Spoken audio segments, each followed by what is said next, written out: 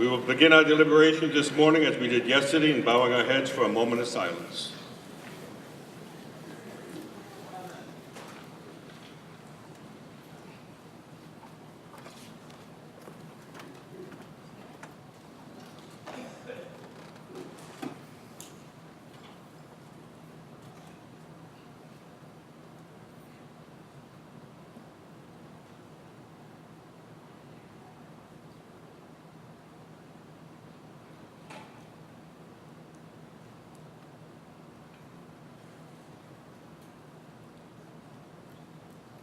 Please rise and join in the Pledge of Allegiance to the flag of the United States of America, led by National Secretary Elaine Hughes. Please join me in the pledge. I pledge allegiance to the flag of the United States of America and to the republic for which it stands, one nation under God, indivisible, with liberty and justice for all. Thank you, Elaine. I hope the voting this morning was a little easier than yesterday. Although yesterday you all did a great job. But I asked the ballot tellers that if they were so quick this morning, why couldn't they have done that yesterday? But anyway, thank you all for your patience yesterday, especially in the balloting and the day. The next order of business will be the Legislative Committee report. The Chairman, Pierce Johnson from Virginia, the Vice Chairman, Mr. Lewis Borman from Kansas. I will turn it over to you, Mr. Johnson. Good morning, delegates. Good morning.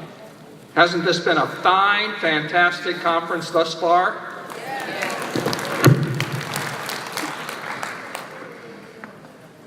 I'd like to thank President Bolden for allowing me to chair this legislative committee. I believe that our legislative program is not only vitally important, but also one of the best at the NARFE headquarters. So I take my hat off to Jesse, who had a great NARFE packed breakfast this morning, as well as John Hatton, who worked very closely with us on this legislative committee. Our legislative counsel, Alan Lopatin, is also a NARFE member. So we've counted on him for the last several years, and he provides a lot of comprehensive and continuity. Welcome to the Legislative Committee report, and we'll go with the first slide. I hope. There we go. This is the members that have come out from the various regions. They came in early for this conference. We deliberated for several days before the conference started. You will notice that all regions are represented, with the exception of 8, which did not submit any person to serve on this committee. I would encourage each of you Federation presidents to ensure that someone comes also from your region, that your region is well represented. Because Region 8 did not submit any, we actually wound up with 3 from Region 9. These are the members, and if you have any questions after the session, then they're the ones that you should talk to. Here they are in all their glory. Again, the legislative support staff from our headquarters is pictured in this picture as well. Before we get started on the legislative report, I'd like to point out to you all, it's kind of like telling you how to suck eggs, what the NARFE mission statement is: to support legislation beneficial to current and potential federal annuitants and to oppose legislation contrary to their interests. Secondly, to promote the general welfare of current and potential federal annuitants by advising them with respect to their rights under the retirement and laws and regulations, and finally, to cooperate with other organizations and associations in furtherance of these general objectives. Now, yesterday morning you were handed the legislative program. You've had 24 hours to review that. Those of you who attended the 32nd National Convention in Reno Sparks, Nevada in 2012 may recall the legislative program for the 113th Congress was adopted in whole. That is, individual resolutions were not individually discussed, as the Parliamentarian Council but were part of the final legislative program. Further, the previous legislative program was edited, revised, and reorganized. At this convention, we adopted the same procedure in creating the legislative program for the 114th Congress. So what did we do? We considered and made recommendations on the disposition of member-submitted resolutions of a legislative or regulatory nature. Secondly, we developed and recommended for adoption NARFE's legislative program for the 114th Congress, reflecting disposition of legislative resolutions and based on NARFE's legislative programs for previous Congresses. So, what does our legislative program reflect? It reflects the disposition of those resolutions submitted. It reflects the review of previous legislation program aiming to improve the formatting and organization to remove outdated or duplicative provisions and ensure that NARFE's stance on a few specific current issues is covered by this program. Then we retain the substantive policy positions on current issues from previous legislative programs. Bear in mind that we want to make sure that NARFE is the tip of the spear, leading the effort on those issues that are NARFE specific. Admittedly, there are many issues that we support individually and that we would go along with, but do they need to be in the legislative program right up there with fighting against chained CPI? So what were the factors that we considered as we looked at the legislative program for the next Congress? Is it relevant to NARFE's mission? Is it a NARFE unique position to influence the action and affect change? What constituencies have been impacted? How do we support NARFE's goal of attracting current federal and postal employees? Is it consistent with the legislative program for the 113th Congress, that is, the one that served from 2013 to 2014? What is its impact on the federal budget? What is its likely degree of grassroots support? How receptive is Congress going to be? What fairness issues are being dealt with? And what are the political realities? I'd like to go just quickly through the disposition of those resolutions that were submitted. Those of you who have gone through the legislative report are already aware that we had a list of resolutions, that is 4, that were recommended for adoption and 5 that were recommended for non-adoption. We identified the language reflecting the resolutions that were recommended for adoption, and finally, the rationale supporting the recommendations for non-adoption. Paragraph 1 could be found on pages 9 through 10 of your handout. Paragraph 2, pages 11 through 14, and finally, paragraph 3, pages 15 through 20. I'd like quickly now to go through those resolutions that were recommended for non-adoption and a short reason why. Resolution 1424, add a formal position on campaign finance reform. As we looked at it in committee, it is outside the scope of NARFE's core mission. It's unclear what specific positions NARFE should support. While it was written in general of a legislative nature, what can we do to, if we adopted this, what would we be required to do? It was unclear. Resolution 1425, Medicare identity theft prevention. Again, while we support this individually, while we might support it throughout the nation, it is really outside the scope of NARFE's core mission. We should not be on the tip of the spear of this. There are organizations such as AARP that are more likely and more likely to succeed in supporting something like Medicare theft, identity theft prevention. Issued Resolution 1426, a semi-postal stamp to support Medicare medical research relating to Alzheimer's disease. Again, this is outside the scope of NARFE's core mission. Bear in mind what our mission is. NARFE will continue to support Alzheimer's research through donations. As a matter of fact, I personally started serving in NARFE as the president of Chapter 1270. You may recall in the Alzheimer's report that Chapter 1270 has given over $75,000 over the past 10 years to Alzheimer's research. So yes, I personally support this, but this is not something that NARFE ought to be leading the charge on. Resolution 1427, OPM issuance of Form 1099-R, the tax statements. OPM already complies with the goals of resolution, and there is absolutely no threat that this will not continue.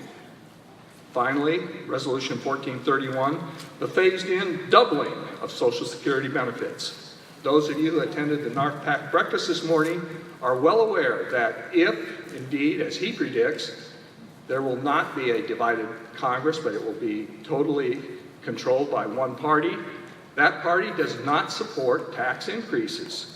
This would be an increase to the budget, and it is totally unlikely that we would be doubling Social Security benefits. Again, it's outside the basic core mission for NARFE. It's politically and fiscally unrealistic. We must advocate where it is going to be most effective. So, as you look at NARFE's legislative program for the 114th Congress, this is a summary of the modifications. We reorganized last time's legislative program by subject matter. As was organized earlier, before, many issues were duplicated on pages 1, 2, 3, and 4. So if you were to present this to any person, they could find it nearly throughout the whole document. Now we have organized it by subject matter. Secondly, specific revisions to language, removal of provisions, and additional provisions. Modification was based on one of the following reasons. The revised language makes the provision more clear or more concise. The provision or language should be removed because it is duplicative of other language in the program. The provision or language should be removed because its policy goal has already been achieved. The provision or language should be removed because it is not legislative or regulatory in nature. Keep that in mind as we go through further discussions. Finally, the provision of language has been added to reflect NARFE's stance on a specific current issue. Mr. President, on behalf of the 2014 Legislative Committee, I move the adoption of NARFE's legislative program for the 114th Congress. Thank you very much. Thank you, Mr. Johnson. Do we have a point of order on Mike 4? Cindy Blythe, the Kansas Federation President. I rise to a point of order. I believe that we need a credentials report to begin this morning so that the membership knows the voting strength of those in attendance. Well, we don't need it to do that right now, but I don't think we have another credentials report. I believe the last credentials report is the last one because the credentials were closed yesterday, correct? The last one that you had is the one we have to work with because credentials was not open yesterday. Nor was registration open yesterday. All right, you've heard the motion. We have 3 withheld. Okay. Take the program first. Okay. Parliamentarian said we have to go with the program first. So the question before the body is the adoption of the legislative program for the 114th Congress. Any discussion?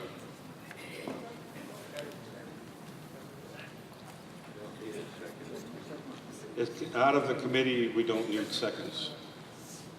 Mike number 4 was the next one shown up here. Mike number 9 is the next one shown up here. You? Mr. President, I'm Dick Strombotny, Chapter 581, Gaithersburg, Maryland, and I have a parliamentary inquiry at the moment. How will the withheld resolutions be dealt with in the context of the legislative, of the motion to approve the legislative report?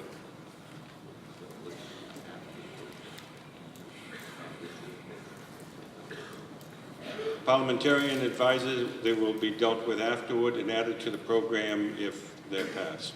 So modifications to the legislative program can be made after it has been approved? Not after it's been approved, but Well, that's what I'm asking. addition. Modifications. You want to explain it? No. Okay. And we're not supposed to take them now? If he has an amendment to, We have? if he has an amendment to pages 2 to 8. Okay. Now, We're taking only the amendments pages 2 to 8. Then we'll go into the withheld ones. I'm According sorry, to parliamentarian, I'm sorry. Could you explain what that means? that you're going to be voting on pages 2 to 8 right now. All right, legislative that's the program. legislative program. And then we will go into those areas that you have submitted, a couple to be, 3 to be withheld, I believe. And also some modifications to the legislative report that have been made by the committee. they should be done before you vote on the legislative. They'll be done before we vote on the legislative agenda. He should make his amendment. So if you have an amendment to pages 2 to 8. Yes, I do. Okay, we'll take that. No, I do not have an amendment. I'm sorry, I do have an amendment. Let's get this out of the way quickly then.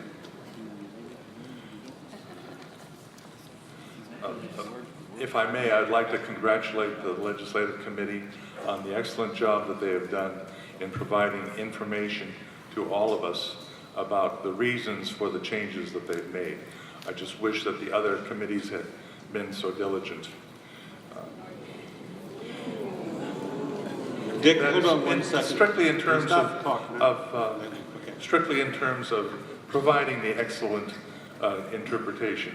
I have a motion regarding modification number 27 on page 49 of the Legislative Committee report.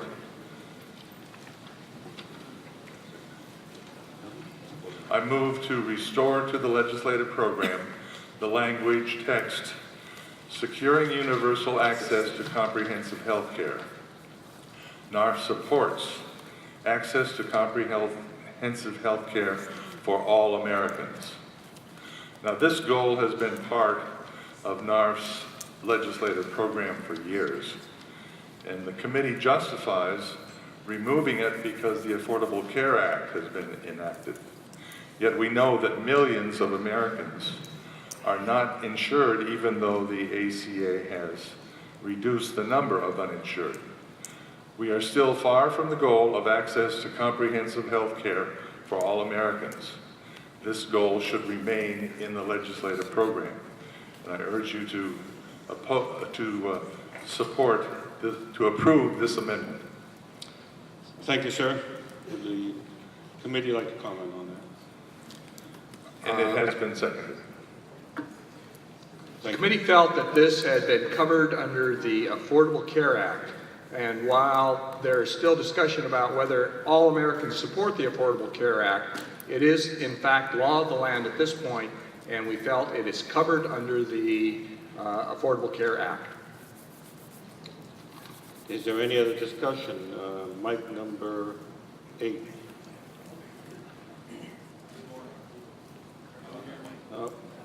Would you push 8 again? Thank you. There we go. No, don't you push it. Let me push it. Now you push it, then I will push it. Now don't you push it. Testing. Testing.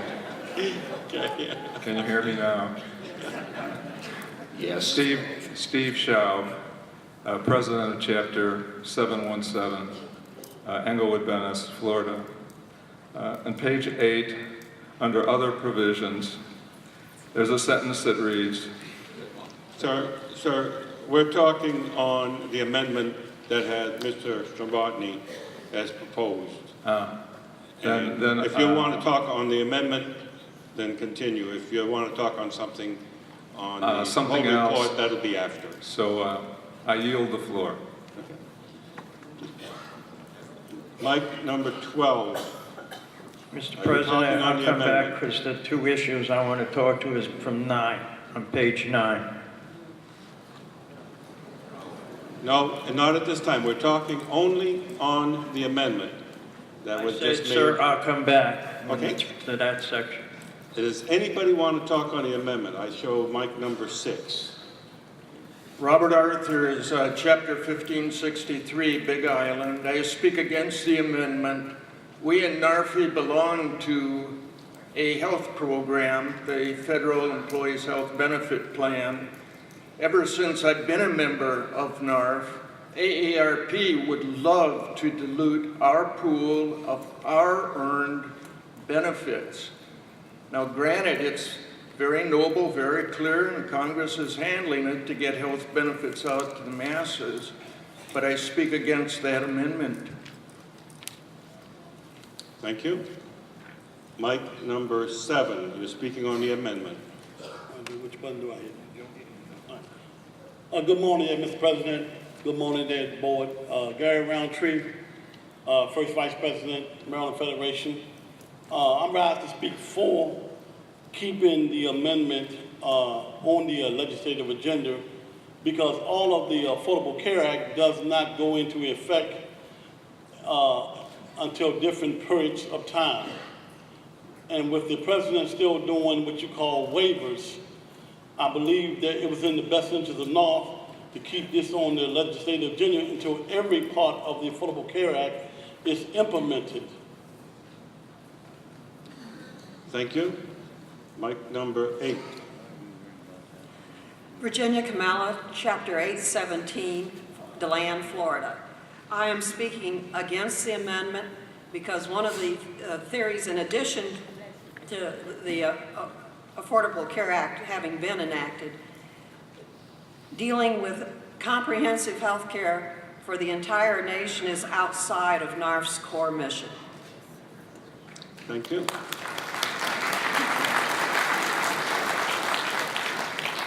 Mic number 7, speaking on the amendment. Nancall, New Jersey Federation, Chapter 637. I strongly object to including this amendment. It is wonderful. We are not here, however, to discuss the benefits of or against the Affordable Care Act, nor are we here to discuss what every American should have. We are here to protect active and retired federal employees' benefits that have been earned over the year, and only that. Mic number 4, talking on the amendment.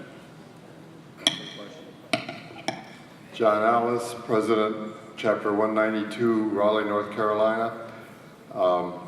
If we were in support of health care for all Americans in the past, I think we should continue to be. Portions of the Affordable Care Act have not been fully implemented in that many states have not implemented the Medicaid provisions, and there are still a large number of people who are not covered under the Affordable Care Act, and if we supported it, health care for all before, we should continue to do it. Mr. President. Thank you. Mic number 7. What did you want to speak? Mic number 7, hold on a minute and let Mr. Pierre. Mr. President, I would underscore again that the rationale we used was if it is not in support of NARFE's core mission, we recommended it be removed. Further, I would add that NARFE did not take a position either pro or con for the Affordable Care Act, so it was not in our previous legislative program. Mic number 7.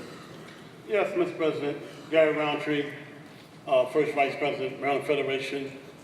When legislation was introduced to remove federal employees out of the Federal Employees Health Benefits into Affordable Care Act, none of the members here had anything to say about that.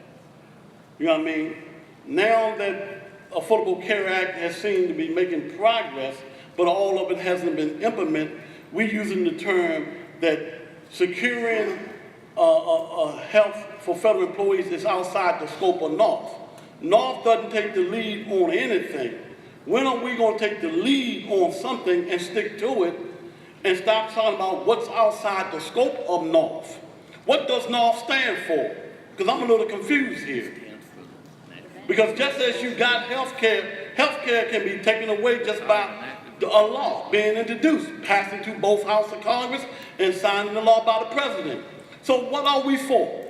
Are we for healthcare or are we not? Or are we just about ourselves in here? Because from what I understand, we have a bunch of coalition partners, about 33 of them, that we work with. So if NARFE wants to be by itself, please let me know. Because as I look around, we down to 238 members. If by December you go under that, we will not have any clout. So if you want to isolate yourself and be by yourself, well, you be my guest and go right on ahead. That's all I have to say, Mr. President. Thank you. We had 2 point of orders. Mic number 5 is the first one that showed up. Yogi Riley, San Fernando Valley, Chapter 61. I move the question on the amendment. All those in favor of closing debate signify by holding up your colored card. Opposed? We'll now vote on the amendment, and the amendment is to move to restore to the legislative program the text, securing universal access to comprehensive health care. NARFE supports access to comprehensive health care for all Americans. All those in favor of this amendment, please raise your voting card. Those opposed, the amendment has been rejected. And do we have any other amendments or any other discussion?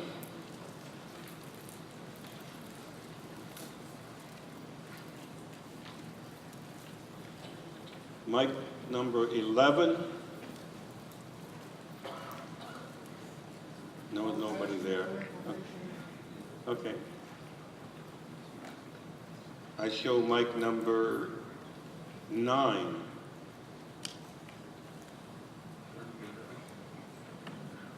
Hello, I'm Robert Edwards from 1176 Capitol Hill, Oklahoma, and I would like to call for the question.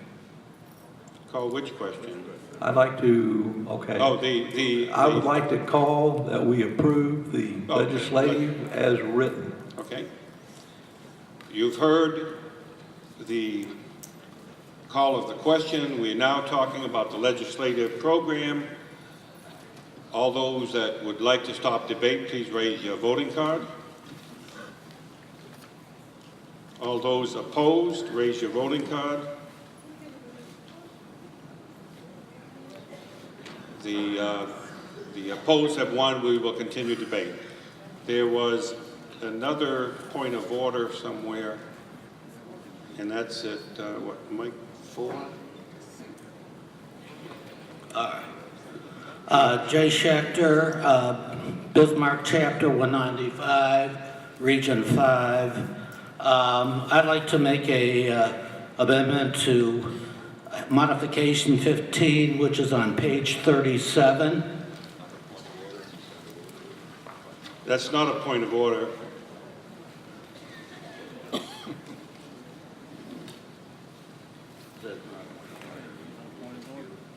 The next mic we have on here is mic number 8. Mic number 8, just push your button one more time. Thank you.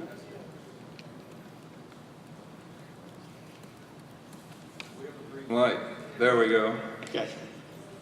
Hello, I hope this is the right time for me to speak. Okay. Steve Schaub, Chapter 717, Englewood, Venice, Florida. I have a question, and I would like to propose an amendment. My question is in this form. If we are rejecting amendments or resolutions, proposed resolutions, if we are rejecting proposed resolutions that are not in support of NARFE's core mission, why are we supporting resolution number 1423, which supports legislation that would grant statehood to the District of Columbia.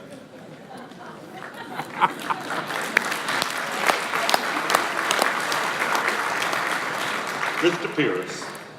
Sir, 2 years ago, I sat on this very same committee, and I asked that very same question. Unfortunately for me, the body voted to approve the resolution that we would support DC statehood. So it appeared in the last legislative program. Those items that appear in last legislative program continue to appear in the legislative program unless one of you members submits a resolution to remove it. No such resolution was submitted this time around. Mike number 2. Good morning. Patricia Barrett, Chapter 313, Jefferson City, Missouri, Region 5. I propose an amendment to modification number 7. Is this the right time to do that? What page is that you're... Yeah, on page 29 in your books, and it's on page 5 in the legislative proposals. And what is your amendment? The revised language states authorizing, encouraging, or forcing participants into health savings accounts, Medicare savings accounts, medical savings accounts, quote, customer-driven, unquote, quote, consumer-driven, unquote, or patient-directed plans in the FEHBP. I propose striking, authorizing, encouraging, or, and having the revisions simply state forcing participants into these accounts. I am personally a user of a consumer-driven account. I love it. I promote it every time we have a health fair. It has nothing to do with the high deductible programs that we as NARFE oppose. And I oppose that particular language because I believe it's unclear as to what we are really saying in this revision or in this policy. Is there a second? Do you have a second? There is a second. Mr. Pierce, would you like to comment on that? If you will review the legislative program for the previous Congress, you will notice that we did use all of those words in the previous. What we're trying to do is combine them into one place in this program, not changing anything from the previous legislative program unless a resolution was submitted to that effect. We're trying to make it more concise, but not change the language. Your comment will change the language. I completely agree, and I spoke to the legislature. Any other comment? Before you go, she needs to put that in writing and get it up here. And the parliamentarian reminded me, we need that in writing and then bring it on up here. And then give it to the young lady sitting at the end there. We're talking on the amendment. The amendment is to strike the words on page 29, authorizing, encouraging, or. Strike those 3 words. Any discussion on the amendment? And number 5, you have a point of order. Wait a minute. Hold it. Okay, I think you're live. Yes, Jim Hardy, Chapter 86, Pensacola. Mr. Chairman, I'm just a little bit confused. If you could straighten me out. You know, I said yesterday I'd dumb in a box of rocks, but I thought earlier we said we were addressing pages 2 through 8. Yeah. Now we're amending page 49, page 37, page 26. What's going on? I'm totally lost. Would you like to explain it to him? Because these are supporting pages for 2 through 8, but go ahead. My original motion was to approve the complete legislative program. The parliamentarian wishes to break it into 3 separate parts. That is pages 9 and 10, pages 11 through 14, and pages 15 through 20. So we should really be discussing at this point anything that appears on pages 9 through 10. And just in all fairness, the amendment that was made on page 29 is also on page 5. So we're talking pages 2 to 8. And the 1, 2, 3, 4, 5, 6 bullet up from the bottom, again, strike the words authorizing and encouraging or, those 3 words. Point of order on page 8. Mike. Bob Shaughnessy, President of Palm Coast, Florida, Chapter 1557. Do I understand that you are looking on these resolutions on pages 9 and 10 to just approve or disapprove them in a body as opposed to acting on each individual resolution number? We have not. We are not there yet. No. Okay, because I believe we should actually take a vote on each individual resolution number. The answer is no. Thank you. The mic number 6, we're talking on the proposed amendment, on the amendment. We're talking about page 49, I hope. 49 or 5, whichever, Okay. yes. What I really would like to do is remind everybody that some annuitants do not have enough of an annuity to pay for FEHB. That's why we should keep it as wide as possible. Thank you. And I think if we all operate off page 5, it'd probably be easier. And the next one is mic number 4. And speaking on the amendment, go ahead, mic 4. Oh, mic 4 gave up. Mic number 12. Speaking I'll on be the back amendment. again because you're not up to where I want to speak. Thank you, sir. Mic 12 does not, mic 14, speaking on the amendment. Charles Carter, Chapter 1085 from Colorado.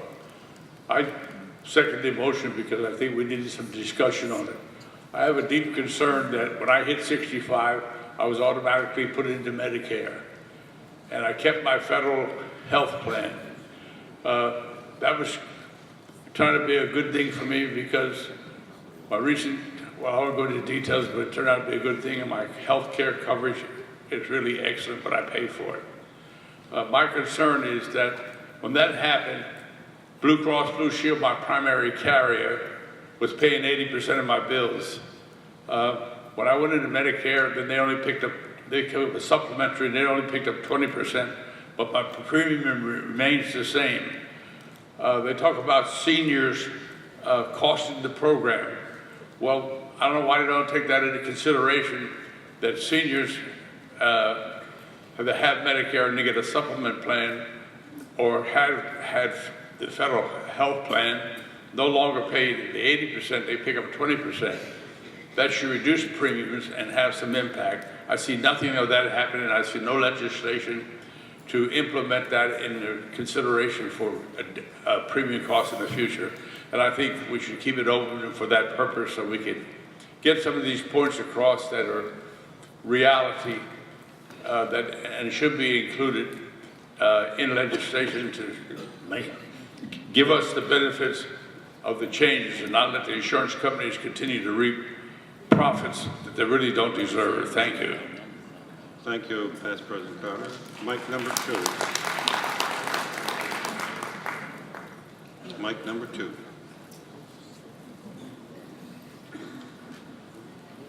Mic number 2 there. Right here, Patricia Barrett again.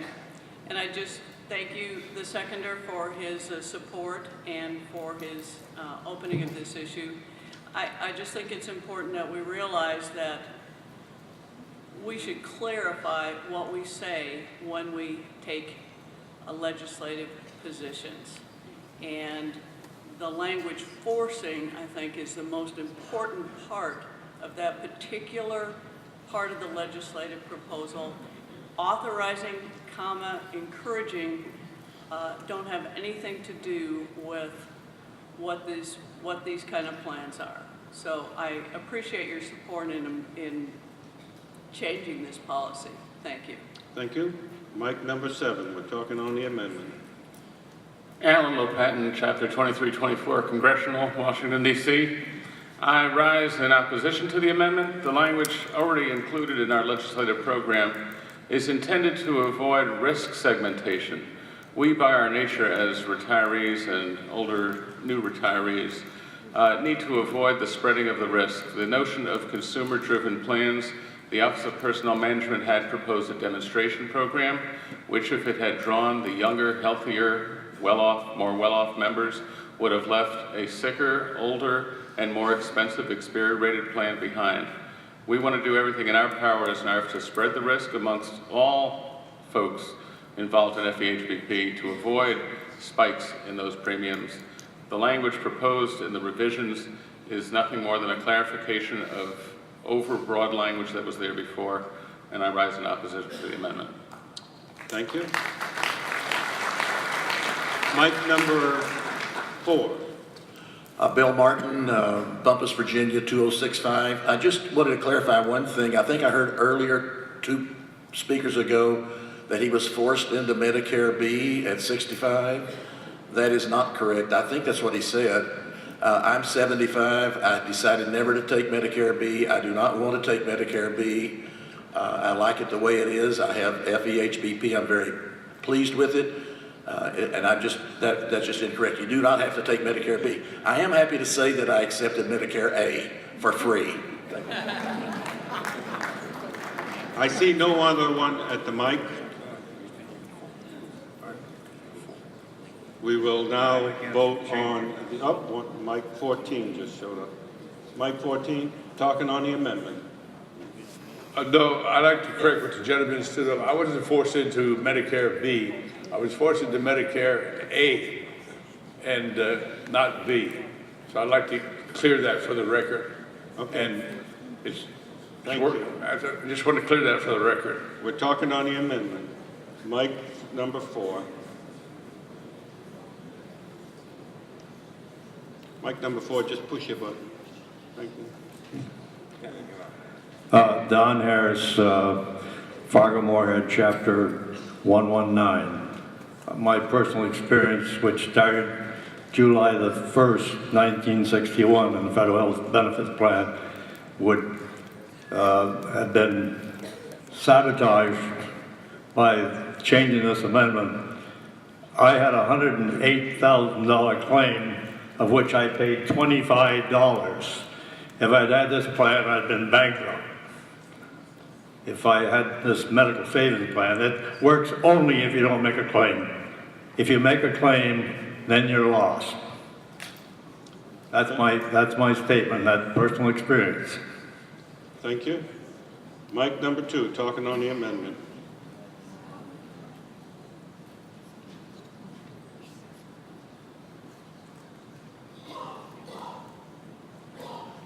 Thank you. Just want to clarify that the statement is that NARFE opposes authorizing, encouraging, or forcing participants into health savings accounts, so on and so on. And with regards to the gentleman, I certainly believe that personal experience is always important. But I do believe that in reality, what we should oppose is forcing participants. We shouldn't oppose authorizing or encouraging. There's nothing in that language that, all that does is limit healthcare options for all federal employees. And remember that we are an organization of active and retired federal employees. I urge your support. Thank you. Thank you, and the time to debate the amendment is over. We are now going to vote on the amendment on page 5 to strike the words in the 6th bullet from the bottom, authorizing, encouraging, or strike those 3 words. All those in favor of the amendment, please raise your voting card. All those opposed, the amendment has been rejected. Is there any other discussion before we vote on the legislative program? Seeing none, all those in favor of the legislative program as presented, please raise your voting cards. All those opposed, raise your voting card. The legislative program has been adopted.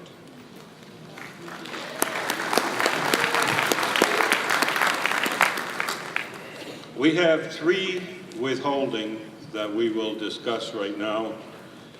On page 9, 1424 has been requested to be withheld. Will the person who made that motion to take and withhold it, would they like to speak on it? And I assume that's Mike 12? No, sir. I'd like to speak about 1425 and 1426. Okay, we're on 1424. Will the person that made withheld 1424, okay, that'll be Mike number 4. Or Mike number 5. I'm Linda Cohen, President, Chapter 1892. Did you make did you request to withhold 1424? Yes, I entered the request. Okay, because they said they withheld it. No. I rise to ask that this... You asked for it to be withheld? Mike number 4? Mike number 5? Yeah, 1424. I submitted a motion. Okay. And it should be Linda Cohen that we have the withholding from. Whoever had that, wherever Mike that is, just put your light on for a minute. I turned the paper in. Okay. Maybe Yeah, I believe that's Mike number 4. Let me go to Mike number 4 because they get the first talk on it first. Mike number 4, is that Linda Cohen?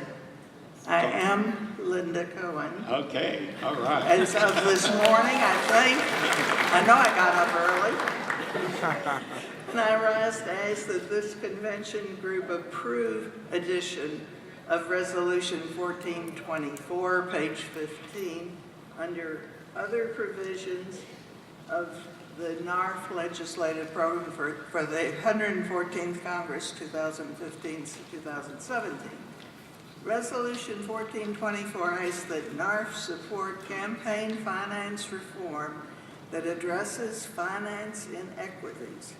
Proposed legislation is to create a more level playing field for grassroots donors and big money lobbyists, so they'll be on a more even footing when they go after legislation. And we are a legislative group. The Supreme Court ruled big corporations are people, and use of money to support political positions is freedom of speech. Resolution 1424 is to enhance NARFE's ability to effectively compete against other entities that pay huge amounts of money to influence Congress. NARFE's business is lobbying Congress, looking out for NARFE's interests, and we are a grassroots organization. Campaign finance reform can provide incentives for grassroots participation, in other words, be in the game, increase the power of the grassroots donor through matching funds, and provide funding for public funds. Money provides clout. More money buys more. It's timely that this convention asks NARFE to support campaign financing reform to help towards congressional support of legislation important to us. Resolution 1424 is to help increase NARFE's voice or power in the rights and well-being of federal employees. Retirees will be considered by our elected officials in a less biased and less money-influenced manner. I request approval of 1424. Thank you. We have A point of order on mic number 8. Betty Cabot, Palm Coast, Florida. You gotta push the button again. Okay. Don't push it now. Don't. Okay, I'm back. Okay. I must be wrong somewhere along the line, but I thought that we were going to discuss all the resolutions on 9 and 10. And we just skipped down to 1424 and didn't discuss 1423. Somebody just told me that we accepted that when we accepted the legislative report.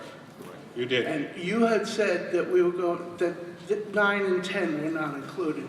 So we could discuss these and not have them, I'm sorry for the terminology, but jammed down our throat. I like to have a knowledge of what people have to think about. I don't want to be told that I have to adopt it. I want to make a decision for my chapter. And I feel that that's our right and our responsibility. So if you guys tell me to adopt it, I'm supposed to say, okay, I'll do it. I'm not going to do that. I don't want to do that. And I was under the impression that we voted for the legislative report. We did not include these resolutions. Those 4 resolutions were included in the report when the report was approved. We now have mic number 9 speaking on 1424. Yes, I'm here to urge the adoption of 1424 and defeat of the motion to delete it from the program.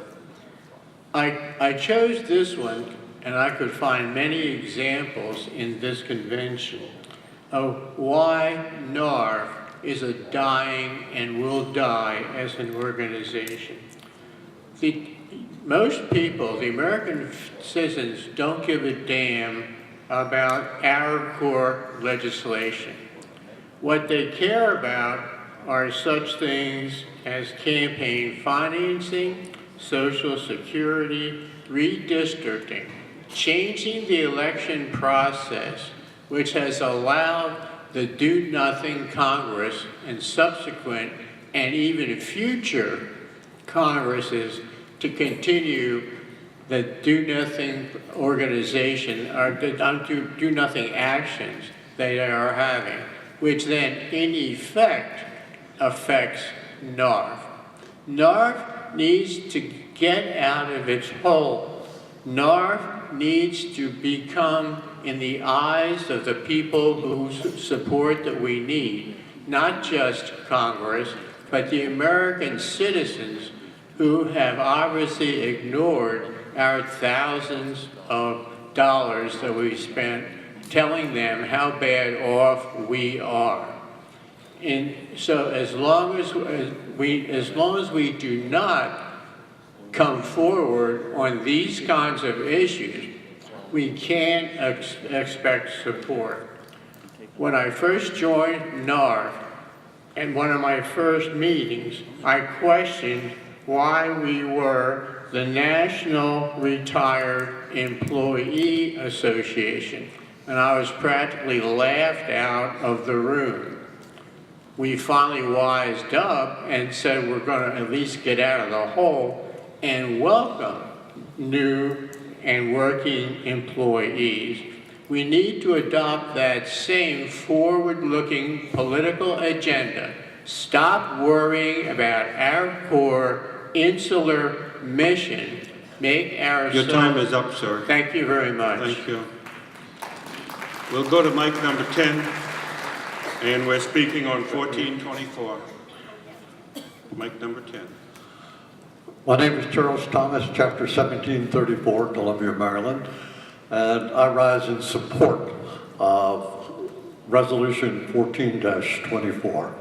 I read the rationale for the rejection of this, and when I read the first sentence, I was taken back, and it says, well, the resolution presents a matter of public policy that can affect NARFE. That's sort of ridiculous. It does affect NARFE. And we should not be so narrow as to think we should only support these issues which are solely related to NARFE. anything that affects NARFE, we need to be involved in. Well, they've already reiterated the reasons why we should support it, and I don't want to repeat that. I just want to call your attention to the fact that there's one congressman, Congressman John Sarbanes, 3rd District of Maryland, who has introduced H.R. 20, which would attempt to resolve some of the questions that we have, some of the problems that we have. And this legislation is supported by 50 different, it's been co-sponsored by 156 other people. There are 50 organizations that have supported it, including such organizations as NAACP, Sierra Club, and others which have varied interests. And I think that it's important that we speak up for the people whose voices are not being heard. So if you are in favor of continuing to have super PACs and dark money by our elections, then you will vote against this proposal. If you're in favor of changing the system, you'll vote to support this. Thank you, sir. Mic number 3. Yeah, Mark Bernstein, President of Chapter 471, Nassau County, New York. I think most, if not everybody here, is certainly in favor of this as an issue as an American citizen. However, if we take on every issue facing the American people, those issues that are important to us as NARFE members will be watered down. We would need a staff four times the size that we currently have, and we will lose the emphasis of the programs that we need to support to protect our benefits. All of the issues facing the American people are certainly warranted, and we should go back and work towards that as private citizens. But we need to remember that as NARFE members, we need to look to what we need to protect as NARFE members and not take on the entire panacea of problems that are facing the American people. Mic number 7. Mic number 7, would you push the button again, please?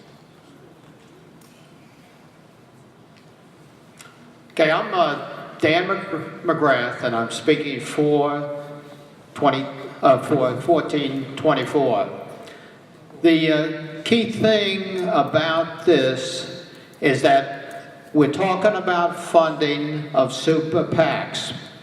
And the single most important thing is that generally the people who are funded in Congress by the super PACs are voting against our earned benefits. So this particular resolution supporting it is completely for our benefit, for NARFE members. We need to protect our benefits. It's that simple. Don't get involved in worrying about all the other details in campaign reform. Thank you. Thank you. Time's up. And the time is up. I'm sorry for all the rest of you. We are now going to vote on 1424. All those in favor of 1424, of adopting 1424, please raise your voting cards. All those opposed? And the chair believes, and we're going to call, it has passed, it has been approved. We are now going to 1426. The next one that has been requested to be withheld. Will you all turn your buttons off unless you're going to be talking on 1426? And number 5, you've got a point of order. Hello. Yes, point of order. I was originally called to the microphone and the buttons were all pushed. I was the one who submitted, or maybe there were more than one, who submitted the withdrawal form for 1424. I have been here with the button push since the debate started. And by the way, the chair said that was the subject to speak of withdrawal, not debate the resolution. So I think that things proceeded improperly. I would like to speak for withdrawal of 1424, which was the reason I was originally called to the microphone. I'm sorry, sir, 1424, we've already voted on it. And the sheet I have up here does not, unless you're Linda. No, I turned in a Cohen. sheet also, did, yesterday. I'm sorry, the withdrawal form we have is signed by Linda Cohen. We're now going to be talking on 1426. And Kathy Siggins from 409 was the requester. And is she out there? If she's out there, would one of you raise your cards? Or, okay, number 7.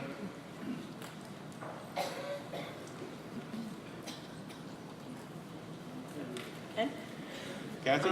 Yes, I'm Okay. Kathy Siggins, acting president of Chapter 409, Frederick, Maryland. At our convention in 2012, NARFE members voted to renew the support of current and future legislation that would establish an Alzheimer's semi-postal stamp. This fundraising stamp would procure additional funding for Alzheimer's research without increasing taxes, discretionary spending, or the federal deficit. The greatest the risk factor for getting Alzheimer's is age. If you look around, I believe we all fit the category of seriously mature individuals. If we do nothing to help find a cure, we will lose more current members and have less potential of federal annuitants to recruit. When Congress resumes on September the 8th, House Resolution 1508 to provide for the issuance of an Alzheimer's disease research semi-postal stamp will have 2 additional co-sponsors, thanks to Congressman John Mica and Alan Grayson, who agreed to co-sponsor. I respectfully urge my fellow NARFE members to please vote for the adoption of Resolution 1426 and that it be included in NARFE's legislative program for the 114th Congress 2015-16. Thank you. Thank you. Mic number 9. Oops. Oh, I'm sorry. I should have let you talk first. Mic Mr. 9, President, hold your thoughts. as indicated in our discussion of this resolution, yes, we all individually support Alzheimer's research. It is not correct to say that NARFE does not support Alzheimer's research. To say that if we do not support this postal stamp, we are going to lose members because they're going to succumb to Alzheimer's is a straw man. If we buttonhole our congressmen and have one issue that we talk to them about, should it really be support and co-sponsor of an Alzheimer's postal stamp? I agree with the committee that this is not our core business. While we support it, it is not our core business, and I do not support the adoption of this resolution. Thank you. And 9, I'll get back to you. We have 3 point of orders. Point of order, what is your point of order on 11? And let me give you the light. Maybe it's Alzheimer's with me. My name is Sam Mercado, Chapter 2273. I got lost here when we started on 1423 for one thing. We approved the whole page, but that's what we said, but now we're going through the disapprovals. Correct. How can we do that? I mean, There were 3 that were withheld, and that's 24, 26, and 31. yeah, but we That's the only approved it. ones that were withheld, and those are the ones we will be discussing. Those above 23, 28, 29, and 30 were included when you voted for the program. Yeah, we voted on the page. You went through 2 through 9, and 9 has got both the approval No, and 2 through 8, 2 through 8, Well, then 2 through 8. how come we didn't go through all the approvals? I mean, They're included. They're included in the program. okay. Let's go back to 1424. You said we approve it. You did. Did we approve not to adopt or approve to adopt? You approved to adopt. It'll be included in the program. Not adopt. 1424 will be included in the legislative program. Then we're adopting it. Yes. Mike, number 13, point of order. I'm Ken Nolan. I'm with Boulder, Chapter 293. And I'd like a recount of that that vote on 1424. I should have asked for a recount when you asked about accepting the entire report, because I think you got it wrong then too. Mr. Nolan, it's too late now for a recount. We're beyond that. Thank you. We'll go to point of order on number 14. Lan Ross, Region 9. I apologize for asking this, but my entire section was confused as to the vote taken on 1424. That was approved. I understand that, but was similar to the previous speaker, not the one immediately, but the one prior to that. It was my understanding that we were voting for 1424 as submitted.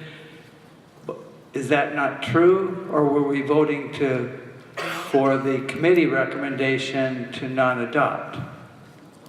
You were voting for 1424. The committee recommended not adopt, and you were voting, and you did adopt it. You voted to adopt it. We now go to Mike. I promised number 9 first, and then we'll go to 4. 9. Thank you, Mr. President. Thank you for your patience. Dick Strombani, Gaithersburg Chapter 581. Somehow I think this idea of NARFE's core mission has been rather distorted. NARFE's mission has included for a number of years support of Alzheimer's research. We have in Maryland a chapter that regularly raises several $1,000s for Maryland research. We make on our program on Sunday night extensive time available to the Alzheimer's Association so that they can report to this body about progress made and Alzheimer's research. Looking at the rationale for rejecting the 1426, it says, the goal of the resolution is wholly meritorious. It should have stopped there. It should not continue to say, the matter, however, is overbroad for NARFE's legislative program. If you look at our legislative program, we have all kinds of minutia in it. This deserves to have support of NARFE. It's a good cause. Thank you. I hope that you will support the amendment. Thank you. Mr. Johnson, would you like to respond? What we are looking at is the core mission as specified in our missions and goals, not the programs that are supported throughout the organization non-legislatively. I think that the postal stamp, as I say, is meritorious. However, it should not be in our legislative program.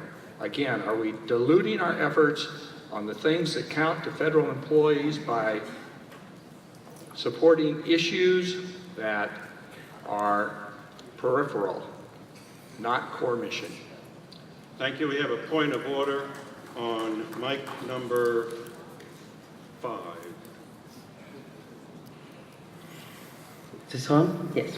My name is Yogi Riley again, San Fernando Valley, Chapter 61. The confusion I think that exists is it's getting deeper, especially for new conventioners who are trying to figure out what are we doing here. The proper thing to have done would have been for the committee to defer these to the general resolutions and not be discussing this as a legislative issue. Now we've just taken a vote, and we voted for those on 9 and 10, and the committee's report was to pass 23, 28, 29, and 30. But I understand there were 3 resolutions withheld, which the terminology in and of itself is confusing. What we really did when we voted just now was the top adopted resolutions are approved. We're going through the ones that were separated out from that, which you keep your terminology is to withhold, which is confusing and why we're going back. And now someone has to get up and say, why did I withhold it? Well, obviously you withheld it because you want people to talk about it and pass it. But again, we're talking about things that are in the wrong place and should have been deferred to the proper committee if it's not a goal of the legislative mission statement of NARFE, then we should not be talking about it. But now we're talking about things like apple pie and baseball, and everybody's for it. Thank you. We're going to mic number 4. Mic number 4. Hi, I'm Carolyn London from Chapter 566 in Durham, North Carolina. I am a philatelist, and I tell you that legislation is not the way to go to approve a stamp. The U.S. Postal Committee has a committee who does approve. However, then it goes to the Postmaster General. This is not NARFE's, in NARFE's realm of business. Thank you. We'll go to mic number 7. My name is Sudha Haley. I'm the Maryland Federation Legislative Committee Chair. And may I also introduce myself. I am the Blue Star mother of Major Haley, who led the Pledge of Allegiance at the opening ceremony.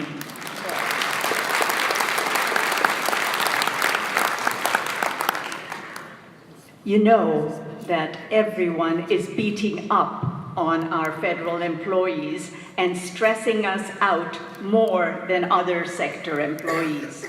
As the pressure on us grows, more of us could end up needing this help. You know that research and development takes funding. The legislation is already in the pipeline, so we won't be diluting our NARFE resources in supporting it. And as I just retired this year, I know what current employees are talking about, and they are considering becoming caregivers of Alzheimer's patients. So we know they will stand with us. Therefore, please support this 1426. Thank you. Thank you. We'll go to mic number 13. Oh. We will not go to mic number 13. Our time has run out. You are now going to be asked to vote on 1426. The committee recommends non-adopt, and so you're going to vote yes to adopt, no to non-adopt. All those in favor of adopting 1426, raise your voting card.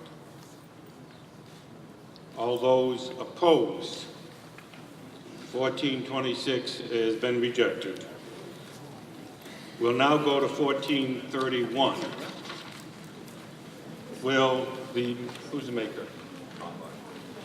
Mr. Strombotny at 9 is the maker. Would you like to talk on it, Dick?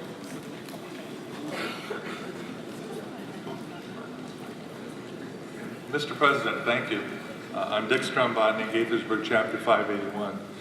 And I would like to read the entire text of the resolution because I'm sure that people may have gotten the wrong impression. This is what it says. Resolved that NARFE will support legislation to increase the benefits paid by Social Security with the goal of doubling benefits for new retirees and survivors.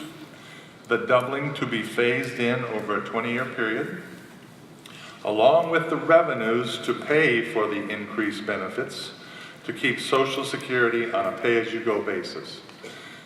So now you understand what we're trying to do here.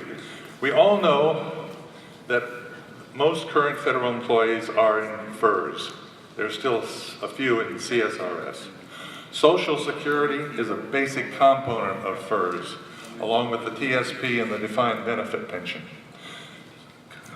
Some congressmen are proposing cuts in the defined benefit program, and benefits have been reduced already. Social Security is the only nationwide portable, COLA-adjusted retirement system that is, and it has stood the test of time. Doubling of Social Security benefits while increasing revenues is sound policy for our federal employees, for our FERS members.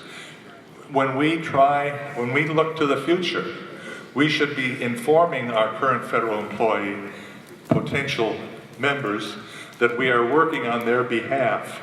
We are trying to increase their benefits. This is NARFE's core mission. I urge you to give this due consideration and support it and not be thrown off by peripheral details about how it is to be accomplished. No one knows how it is to be accomplished. This is the goal, and we will see the legislation hatched out. By the way, if we're ever going to see WEP and GPO passed, it'll be in the context. We will now go to a point of order on 7. Yes. Nan Call again, sorry. New Jersey Federation, Chapter 637. There has been, in the past hour or so, a lot of people who are very confused. And I believe that's because the accepted rules of parliamentary procedure have not been followed. I applaud Mr. Strombotny for repeating or iterating what it is he was speaking on. However, when you take the vote, the chair should be restating what it is we are voting on. In the first place, when you had the vote to accept the legislative report or to go forward with the legislative program, it should have been specific that you were accepting it with the exception of A, B, C that are being withheld for separate discussion. When you're accepting this, when the time comes for the vote, you should restate exact words of what they are about to vote on, up or down. So whether it's an amendment or to continue to have it. Thank you. Mic number 13. I'm George Eads of Washington State Federation and Chapter 181, Bremerton, Washington. First of all, I would love to commend the chairman of this committee. I was very fortunate enough to work with him on that committee. And as we met together as individuals, we didn't know each other before that. And we came together with, I think, the attitude of Burger King. We wasn't going to get our way in everything. And I think that's important, and I appreciate the information that was put out in regards to why we made that, and all of you had a copy of that. Unfortunately, we don't always read the things that we get, and I will just take 2 points: congressional receptiveness and political realities. And it's been stated before, when we go to see our congressman, we need to have specific talking points that we think that we have a chance. And everything, when you talk to your congressman, he puts a dollar value on that. And to look at him and say we're going to double Social Security or in any kind of words at all, if it's going to take money, he probably will just shut the door on you. And so I would vote that we leave it as is and not adopt that amendment. Thank you. We're talking on 1431, Mike 9.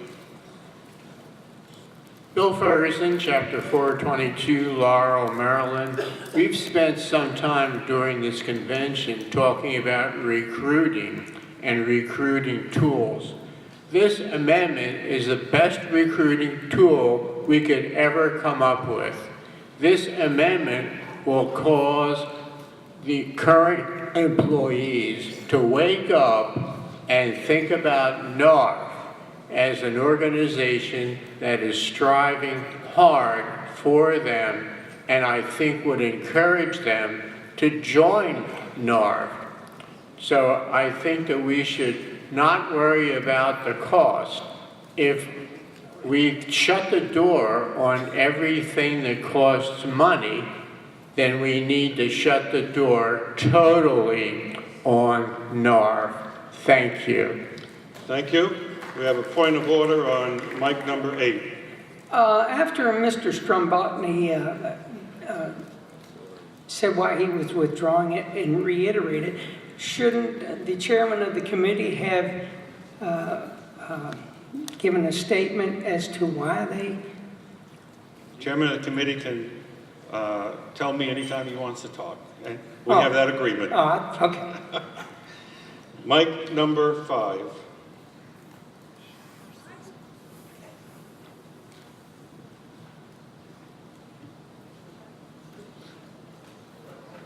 They don't like you. Hello? Oh, here we go. It does like you. Yes. I'm Mary Venerable from Southwest Riverside, California. I am raising a point of order and a point of clarification. This recommendation was to not adopt because it wasn't within the core of the NARFE organization. What I want the people to understand is that we aren't saying that anybody was against the Alzheimer's issue before, or in this case, the Social Security, but it's not within the core of the NARFE organization. You can support legislation that goes to the Office of Personnel Management or to Social Security to make this particular resolution effective. But we have no control over the rules that relate to the Social Security issue, and that's why it's up for non-adoption, because it's not within the core of the NARFE. Thank you. We'll go to mic number 7. Time expired already. Yes, good morning, Mr. President. Gary Roundtree, First Vice President, Legislative Director for the Maryland Federation. I rise in support of the legislation, and I just wanted to make a brief comment. I received an email from Molly Burgenshaw, who's one of the grassroots officers at the National Committee to Preserve Social Security. There is a grassroots congressman's movement inside Congress where legislation is introduced on this resolution here that we are debating right now. I just wanted that for the record. You know what I mean? That Congress has already begun discussing what we're discussing here. And if you want the email, just see me after we finish here, and you can gladly read it for yourself. So then the other point, I got 1 minute, 12 seconds. I only want to use 15 of it.